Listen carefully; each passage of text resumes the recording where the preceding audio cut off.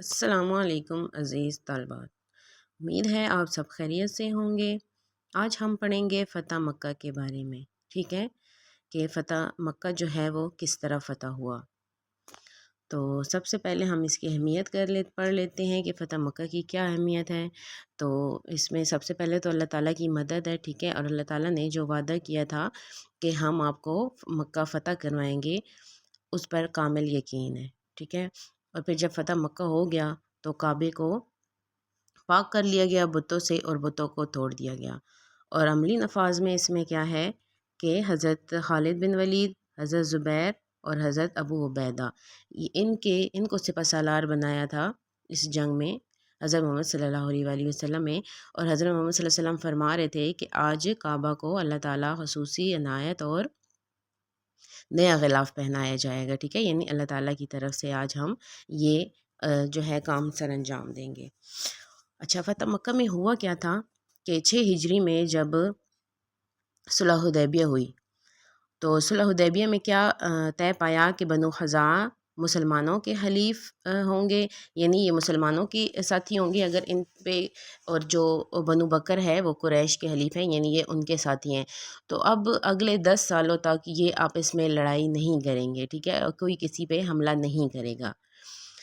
تو ہوا کیا کہ 10 سال تو کیا 18 ماہ ہی گزرے تھے ابھی، تو کیا ہوا کہ بنی بکر نے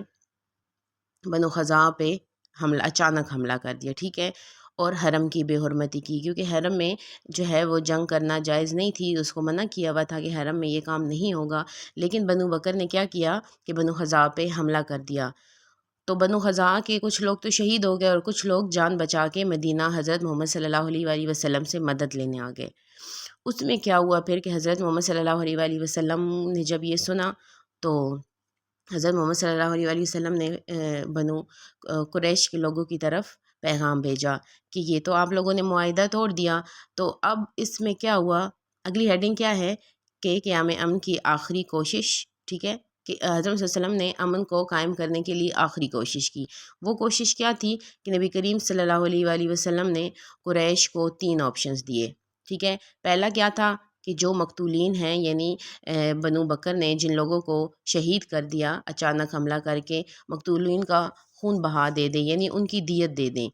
ٹھیک ہے۔ دوسرا انہوں نے آپشن کیا رکھا کہ بنی بکر کی حمایت، مکہ والوں کو کہا، قریش والوں کو، کہ آپ لوگ بنی بکر کی حمایت سے دستبردار ہو جائیں، یعنی آپ، ظاہر ہے جو حمایتی ہوتا ہے، 2 ملک جب آپس میں حمایتی ہوتے ہیں نا، تو جب ایک پہ مشکل پڑتی ہے تو دوسرا اس کی مدد کرتا ہے۔ تو حضرت صلی اللہ علیہ وسلم نے قریش کو کہا کہ آپ اس کی مدد نہ کریں، ان کی سائڈ پہ ہو جائیں تاکہ پھر ہم خود دیکھ لیں انہیں۔ اور تیسرا آپشن کیا تھا کہ صلح حدیبیہ کو ختم کر دیں اور جنگ کا اعلان کر دیں، یعنی یہ 3 آپشنز تھے، ٹھیک ہے۔ جو پہلے 2 آپشن تھے اس سے بھی صلح کو برقرار رکھا جا سکتا تھا، لیکن قریش کے لوگوں نے کیا کیا، انہوں نے تکبر سے کام لیا، ٹھیک ہے۔ قریش کے لوگوں نے کس چیز کا انتخاب کیا، جنگ کا راستہ چنا، انہوں نے اوپر والے دونوں آپشنز کو ریجیکٹ کر دیا۔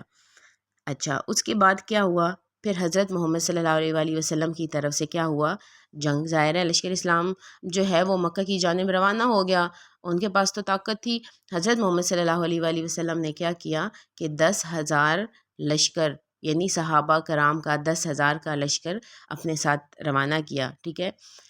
تاریخ کیا تھی، 10 رمضان المبارک 8 ہجری، یعنی 6 ہجری میں صلح حدیبیہ کا صلح ہوئی تھی، ٹھیک ہے، اور اب 8 ہجری میں، یعنی تقریباً 18 ماہ کے بعد 8 ہجری میں انہوں نے معاہدہ توڑ دیا۔ جب معاہدہ توڑ دیا تو حضرت محمد صلی اللہ علیہ وآلہ وسلم اپنے 10,000 جانثار صحابہ کا عظیم لشکر لے کر 8 ہجری میں 10 رمضان المبارک کو روانہ ہو گئے۔ اچھا، اب وہاں جا کے حضرت محمد صلی اللہ علیہ وآلہ وسلم نے اپنے لشکر کی تعیین کی، ٹھیک ہے، سپہ سالار مقرر کیے۔ جو میمنہ دائیں سائڈ والے کو کہتے ہیں، ٹھیک ہے، جو دائیں سائڈ والا دستہ تھا اس میں حضرت خالد بن ولید کو بنایا سپہ سالار، اور میسرہ یعنی بائیں سائڈ والا جو لشکر تھا اس میں حضرت زبیر بن عوام کو بنایا، ٹھیک ہے۔ اور جو پیدل دستہ تھا جو ان کے ساتھ جا رہا تھا اس میں حضرت ابو عبیدہ کو اس کا سپہ سالار بنایا۔ یہ تینوں حضرت صلی اللہ علیہ وسلم نے ترتیب دیے، ٹھیک ہے۔ اس کے بعد کیا ہوا کہ حضرت محمد صلی اللہ علیہ وآلہ وسلم مکہ میں انٹر ہو گئے، اور ساتھ ساتھ حضرت محمد صلی اللہ علیہ وسلم یہ پیشن گوئی بھی کرتے جا رہے تھے کہ آج اللہ تعالیٰ کعبہ کو خصوصی عظمت دے گا اور نیا غلاف عطا فرمائے گا. یعنی ان الفاظ سے کیا پیشن گوئی دی جا رہی تھی کہ مکہ آج انشاءاللہ فتح ہو جائے گا. ٹھیک ہے. تو کیا ہوا کہ سٹارٹ میں ہی ہلکی سی جھڑپ ہوئی، یعنی تھوڑے سے لوگ جو ہیں وہ انہوں نے مزاحمت کی، ٹھیک ہے، روکنے کی کوشش کی، لیکن چونکہ حضرت محمد صلی اللہ علیہ ہمارا جو مسلمانوں کا لشکر تھا، حضرت صلی اللہ علیہ وسلم کا لشکر تھا، وہ کافی بڑا تھا اور وہ پہلے ہی لشکر دیکھ کے ڈر گئے تھے سب. تو انہوں نے تھوڑی سی مزاحمت کی اور باقی واپس بھاگ گیا. اس طرح پھر حضرت محمد صلی اللہ علیہ وآلہ وسلم آرام سے مکہ میں انٹر ہو گئے، یعنی بغیر کسی بڑی جنگ کے وہ مکہ میں انٹر ہو گئے. اور حضرت محمد صلی اللہ علیہ وآلہ وسلم جب مکہ میں داخل ہو رہے تھے تو فرما رہے تھے کہ آج آپ لوگوں کو پہ کوئی باز پرس نہیں کی جائے گی اور یہ سب لوگ آزاد ہیں. ٹھیک ہے. تو حضرت محمد صلی اللہ علیہ وسلم جب مکہ میں انٹر ہو گئے تو اگلی ہیڈنگ کیا ہے کہ فاتح مکہ کا داخلہ اور عجز و انکساری، یعنی جب حضرت صلی اللہ علیہ وسلم مکہ میں داخل ہو رہے تھے اور کیسے عجز و انکساری کا منظر پیش کر رہے تھے.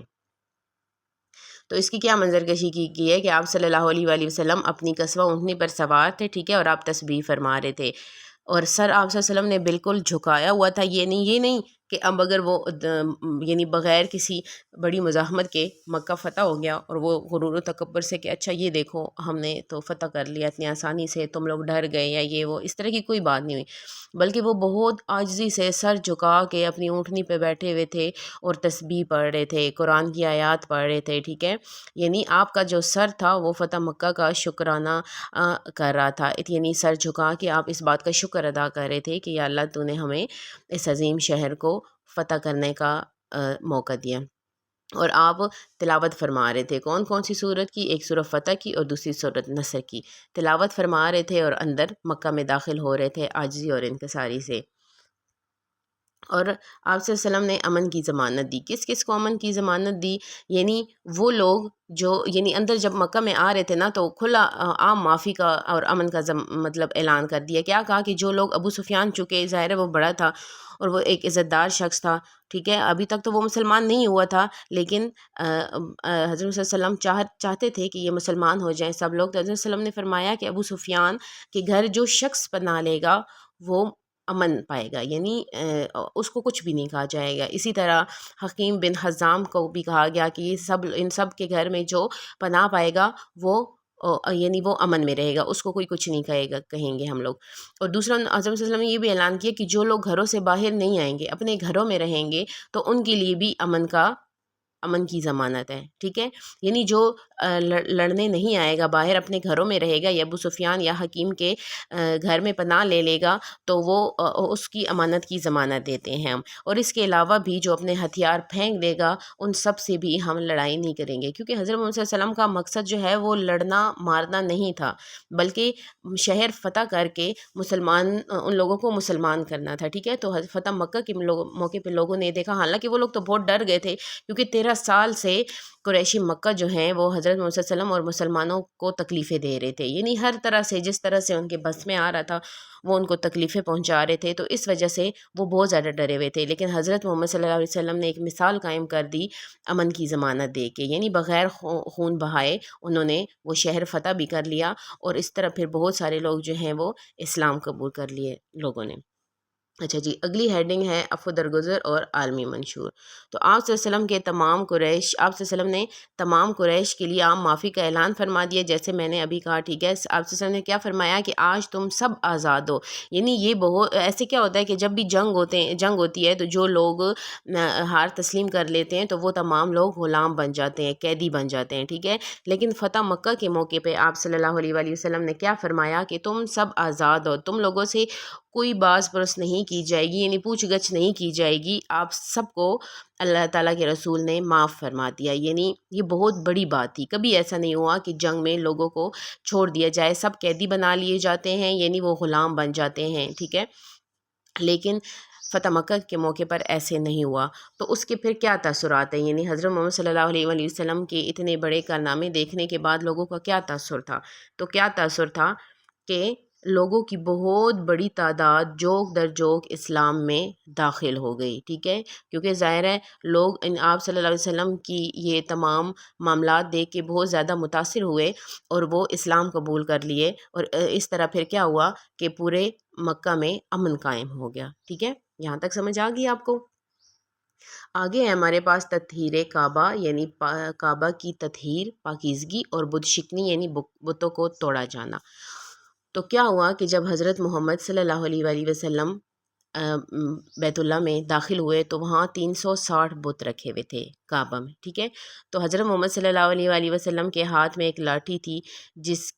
جو حضرت محمد صلی اللہ علیہ وآلہ وسلم مارتے گئے بتوں کو اور ان کو گراتے گئے، یعنی نمبر وائز بتوں کو گراتے گئے، اور آپ صلی اللہ علیہ وسلم قرآنی آیت ہے وہ پڑھتے رہے، کیا جا الحق وزہق الباطن، اس کا ترجمہ کیا ہے کہ حق آ گیا اور باطل جو ہے وہ ضائع ہو گیا، ختم ہو گیا، ٹھیک ہے، تو یہ قرآنی آیت پڑھتے رہے اور بتوں کو گراتے گئے یعنی توڑتے رہے۔ اس کے بعد پھر حضرت محمد صلی اللہ علیہ وآلہ وسلم نے کیا کیا کہ عبادت کی، تھوڑی سی اندر 2 رکعت نماز ادا کیے کعبہ کے اندر، اور پھر باہر آ گئے اور حضرت عثمان بن طلحہ کو کعبہ کی چابیاں حوالے کر دی، ان کو دے دی، ٹھیک ہے۔ اس کے بعد پھر کیا ہوا کہ حضرت بلال حبشی رضی اللہ تعالیٰ عنہ کعبے کی چھت پہ چڑھ کر انہوں نے اذان دی، ٹھیک ہے، اذان دی، اور یہ ایک بہت اچھا، یعنی بہت ایسا منظر تھا کہ سب لوگ بہت زیادہ خوش ہو گئے کعبے سے اذان کی جب آواز آئی، ٹھیک ہے۔ اگلی ہیڈنگ ہے ہماری فتح مکہ کے دورس نتائج اور اثرات، یعنی جب فتح ہو گیا مکہ تو اس کے کیا کیا اثرات ہوئے، ٹھیک ہے، تو سیاسی غلبہ کیا ہوا کہ فتح مکہ نے جزیرہ نما عرب میں اسلام کے سیاسی غلبے کو یقینی بنا دیا، یعنی جب فتح مکہ ہو گیا تو اس کے 10 دنوں کے اندر کیا ہوا کہ 2000 لوگ اسلام قبول کر چکے تھے، یعنی حضرت محمد صلی اللہ علیہ وآلہ وسلم کے ہاتھ پہ اسلام قبول کرتے جا رہے تھے، مرد اور عورتیں سب، اور 10 دنوں میں 2000 لوگ اسلام قبول کر چکے تھے اور ابھی آگے بھی پھر کر رہے تھے، ٹھیک ہے۔ اچھا، اس کے بعد نظریاتی فتح کیا ہوئی کہ فتح حق اور باطل کے درمیان فرق کو واضح کر گئی، یعنی لوگوں کو پتہ چل گیا کہ یہ حق ہے اور وہ باطل ہے۔ جب حضرت صلی اللہ علیہ وسلم نے مکہ فتح کیا تو جو ان کی مطلب ان کا جو رویہ تھا لوگوں کے ساتھ اور دین کی جو باتیں تھیں، تو اس کی وجہ سے لوگ جو ہے وہ بہت زیادہ سمجھ گئے کہ حق اور باطل میں کیا فرق ہے، ٹھیک ہے، یعنی ہم پہلے کیسی زندگی گزار رہے تھے اور اب مکہ میں ان کے آنے کے بعد جو ہے وہ ہماری زندگی کیسی ہو گئی۔ تو انتظامی امور میں کیا ہوا کہ آپ صلی اللہ علیہ وآلہ وسلم نے حضرت عطاب بن اسید کو مکہ کا پہلا امیر مقرر کیا، ٹھیک ہے، مکہ مکرمہ کا پہلا امیر کون تھے؟ عطاب بن اسید، تو ان کو آپ نے مقرر کیا۔ اس کے بعد آپ نے مستقبل کے لیے کیا حکمت عملی کی؟ حضرت محمد صلی اللہ علیہ وسلم نے کیا کیا کہ ارد گرد کے جتنے بھی لوگ تھے، گرد و نواح کہتے ہیں نا، یعنی ارد گرد کے لوگ، ٹھیک ہے، ارد گرد کے جتنے لوگوں نے بت رکھے ہوئے تھے یا بت بنا کے مطلب بنانے والی جگہ تھی، ان سب کی طرف لشکر روانہ کیے تاکہ ان سب کو توڑ دیا جائے، ٹھیک ہے، یہ فتح مکہ کے بعد کی حکمت عملیاں ہیں، ٹھیک ہے۔ آج کا ہمارا لیکچر ختم ہوا۔ ہم نے کیا پڑھا؟ فتح مکہ کا پس منظر پڑھا کہ کس طرح مکہ جو ہے وہ فتح ہوا، یعنی فتح مکہ کو فتح کرنے کا جو پیچھے کا مقصد تھا وہ پڑھا کہ کس طرح صلح حدیبیہ کی نافرمانی کی لوگوں نے اور مکہ والوں نے، ٹھیک ہے، اس کی خلاف ورزی کی جس کی وجہ سے صلح حدیبیہ ٹوٹ گئی، اور اس کے بعد حضرت محمد صلی اللہ علیہ وآلہ وسلم اپنا 10,000 کا لشکر لے کر فتح مکہ پہ چڑھائی کے لیے روانہ ہو گئے، اور وہ لوگ کافی ڈر گئے کہ یہ اتنا بڑا لشکر آ گیا، اور وہ خود تو انہوں نے بہت زیادہ ان 13 سالوں میں ظلم کیا ہوا تھا مکہ کے لوگوں، حضرت صلی اللہ علیہ وسلم اور مسلمانوں پر، تو وہ بہت زیادہ ڈر گئے، لیکن حضرت صلی اللہ علیہ وسلم نے ایسا نہیں کیا، ان کو کوئی سزا نہیں دی، ان کو قیدی نہیں بنایا، ان کو قتل نہیں کیا، بلکہ ان کو امن کا پیغام دیا کہ آپ سب یہاں جتنے بھی ہیں جو لڑائی کے لیے میدان میں نہیں آ رہے وہ سب کے سب محفوظ ہیں، یعنی جو پناہ مانگے گا اسے پناہ ملے گی، ٹھیک ہے۔ اور اس طرح پھر کیا ہوا کہ حضرت صلی اللہ علیہ وسلم کا یہ اخلاق دیکھ کے مکہ میں جتنے لوگ تھے وہ سب اسلام قبول کر گئے، ٹھیک ہے، اور اسلام کو تقویت ملی، اور پھر حضرت محمد صلی اللہ علیہ وآلہ وسلم بیت اللہ میں داخل ہوئے، انہوں نے تمام بتوں کو توڑا اور کہ وہاں 2 رکعت نفل ادا کیے، حضرت عثمان بن طلحہ کو مکہ کی چابی دے دی، اور اس کے بعد حضرت بلال حبشی نے کیا کیا کہ مکہ کی چھت پر، کعبہ کی چھت پر چڑھ کر اذان دی، ٹھیک ہے، تو اس طرح یہ فتح مکہ جو ہے وہ مکمل ہو گیا، اور اس کے بہت سارے سیاسی اثرات ہوئے، نظریاتی اثرات ہوئے، ٹھیک ہے، اور پھر آخر میں کیا کیا حضرت صلی اللہ علیہ وسلم نے کہ مکہ کا امیر کس کو بنایا، عطا بن اسید کو، اور پھر ارد گرد کے جو بت قدے تھے، ٹھیک ہے، ان لشکر روانہ کیے تاکہ وہ وہاں کے بھی تمام بتوں کو توڑ دے۔ تو یہ تھا ہمارا فتح مکہ کا لیکچر، ٹھیک ہے، یہ مکمل ہو گیا۔ اس کی بھی آپ نے پریزنٹیشن تیار کرنی ہے، ٹھیک ہے، تاکہ یہ پھر ہم کلاس میں پریزنٹ کریں، اور جو کمی کو ہوتا ہے وہ پھر ہم انشاءاللہ کلاس میں کلیئر کریں گے، لیکن اس کی آپ نے